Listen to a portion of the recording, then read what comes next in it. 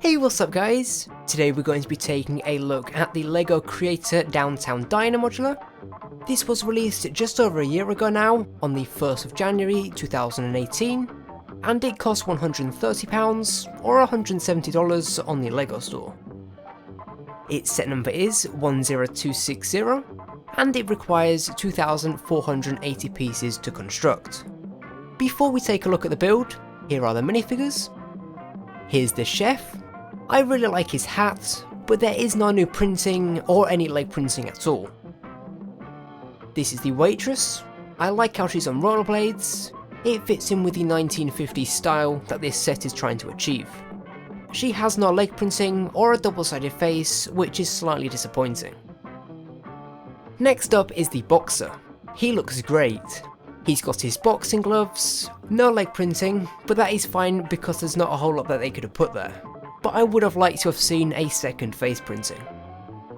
This is the bodybuilder. She's wearing a green tracksuit. The printing on the front is great. There's shadows printed on there, which is nice to see. Minimal printing is on the back, and there is a second face for if you wanted to display the minifigure working out, although she doesn't have any leg printing. The fifth minifig is the Rockstar. He has the Elvis inspired hair mould, which is really nice. He also has a really nice suit printing, which carries on into the back. He has a double-sided face for when he's playing the guitar, but unfortunately no leg printing again. The final minifig is the manager. She has the same hair mould and colour as the Black Widow. Her body printing is great. The back has minimal printing as well. She's also got a double-sided face, but again she has no leg printing. So overall, the minifigure lineup is great, but there is a consistent lack of printing. No minifig has any leg printing at all, and I would have loved to have seen a second face for the boxer. It's not that I don't like the minifigs, it's just that there's area for improvement. Here's the car. It looks great, and actually reminds me of the Simpsons car from the Simpsons house set. The pink, grey and white colour scheme looks really good, and it is an all-round well-built car. There's room to fit 3 minifigures in here, and you can stand one up in the back, so if you wanted to display the Rockstar playing his guitar, then you can. So now let's take a look at the diner.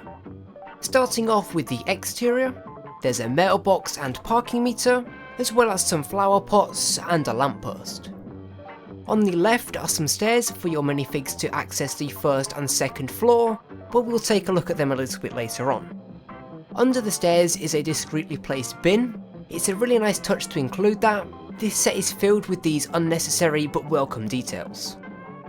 The back of this build, as you'll expect, is very minimal, but we can see a door for each of the floors. There's also 2 sets of stairs and a ladder which leads up to the roof. On the right side of the building, there is literally nothing here. This is because this side is covered up when you connect another modular to this one. Moving back to the front, there's the diner sign which looks great. What's also great is that the letters won't fall off because the letters are built into the support, which is then connected to the building. There's these tan coloured tiles which gives it this really nice brick effect. There's a balcony, it's got brown railings and a few plants. The rest of the building is mostly windows. There's huge ones looking into the diner, the door is see-through as well, and then there's also this one which has the teal coloured frame. Before we take a look inside, here's the roof. There's an opening window and an antenna up here. Like all the modulars, you can remove floors, you can take them off one at a time, or you can also remove them together. So this is inside the diner. There's a little kitchen area. It has a stove with some food on it. There's a few dials to make it look more complete as well. A frying pan and knife is held up on the wall, and underneath that is a chopping table. We've got the red bar stools on one side of this long counter table. Here's a table and 3 sofa style chairs. This is a jukebox. It's a really nice touch to add this in here, and it's red so it matches the colour of the chairs. Another cool build is this gumball machine. Inside are 3 loose round tiles. On the walls are frames, which is a great little detail. That's the ground floor. The only one thing that I would have changed is making the pieces flat in between the dials on the stove. It's not a big thing, but other than that, in my opinion, it is perfect. This is the first floor. It's a gym which is centered around the idea of boxing. LEGO designed this so that minifigs could walk up these stairs on the left side of the building and go through this door. I really like how the designer has considered things like this when designing it. Here's a punch bag with a red mat. It's really cool how the punch bag can actually move. There's a bench press area. Here's some weights on a rack. And last but not least, there is a boxing ring. I really like how this clock and water dispenser was added. These are unnecessary details, but with them just make it look so much more realistic and just finish the build off. That's the first floor. Two things in my opinion would make this just a little bit better, and that is making the door black. I'm not sure why it's blue, it just takes a little bit of attention away from the room. And if it were black, it would fit in with the stairs outside. The other thing is the punch bag mat.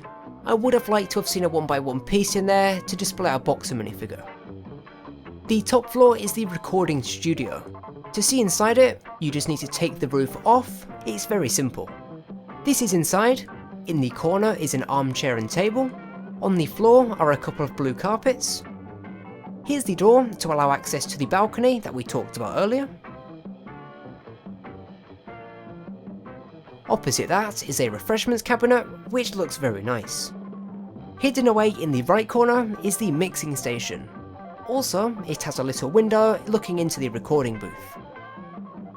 This is inside the recording booth. There's not a lot in here, just a microphone and this acoustic foam covered wall. Again, there are some unnecessary but welcome details in here, which make this look a lot better, like the records on the walls. This floor looks great, and there is nothing that I would change. The downtown diner is a great set. It looks fantastic next to other modulars, so it'd be a great addition to any LEGO city. I will leave a link in the description to where you can purchase one of these for yourself. We have just ordered the Assembly Square modular, so be on the lookout for that video in the coming weeks.